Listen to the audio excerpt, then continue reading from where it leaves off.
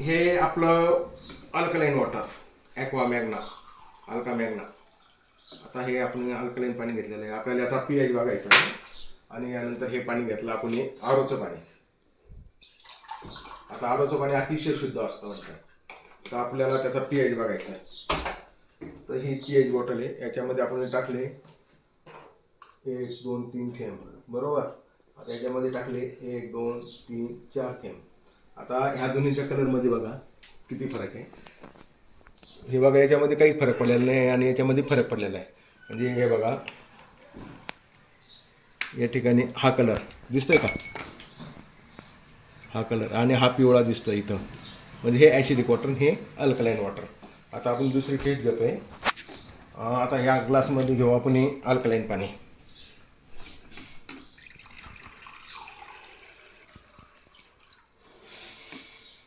आणि आता याच्यामध्ये घ्यायचं आपल्याला हे आरोचं पाणी. आता याच्यामध्ये हे मिनरल्स. आता आपण याच्यामध्ये 1 2 3 4 थेंब टाकले. आता याच्यामध्ये आपण 1 2 3 4. याच्यामध्ये कलरमध्ये काही फरक दिसतो का? आता हे अल्कलाईन वॉटर आहे, तर याचा कलर बदलला आहे. हे अल्कलाईन म्हणजे याच्यामध्ये मिनरल आहे. आणि त्याच्यामध्ये हे पूर्ण कलरलेस आहे, तसंच पाणी आहे याच्यामध्ये, बरोबर. तर आपण अजून एक पुढचा प्रयोग करायचा आपल्याला. हे पाणी फेकून दे.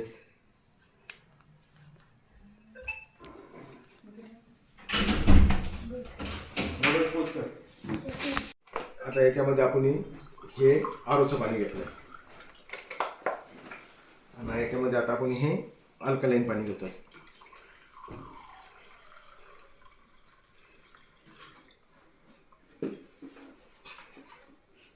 दिसतं का सारखं? हां. आता याच्यामध्ये आपल्याला हळद टाकायची.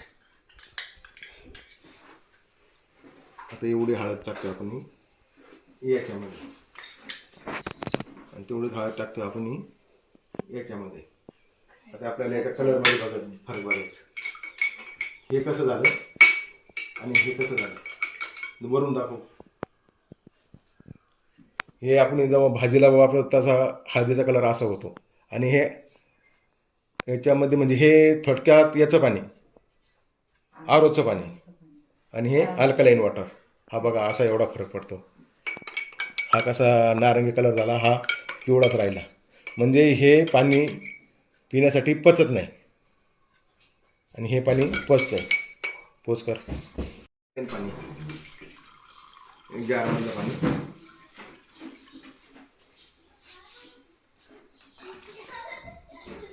याच्यामध्ये घेतोय आपण हे आरोचं पाणी. हे आपण नेहमीच घेतो ते आरोचं पाणी.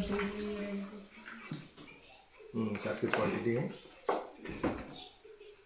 आता याच्यामध्ये आपण टाकणारे जिरे पुढे घे.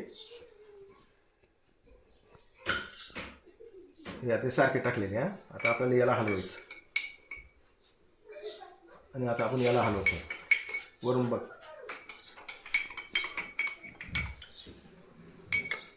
हे बघा, याच्यामध्ये आता हे बघा, हे कसं हिरवगार झाले, म्हणजे याच्यात व्हायला लागले. याच्यात काहीच नाही आहे, दिसतंय का? हे आहे तसेच आहे. याच्यामध्ये हे जिरे मिक्स व्हायला लागलेत, म्हणजे पाणी जुनीच्या पाण्यामध्ये कलर आहे. आता इकडून घ्या वाटलंस. हे बघ इथं घे, म्हणजे लाईटामध्ये क्लिअर दिसून येईल. दिसतंय का? याच्यामध्ये हे विरघळलेलं आहे, याच्यामध्ये आहे तशीच आहे.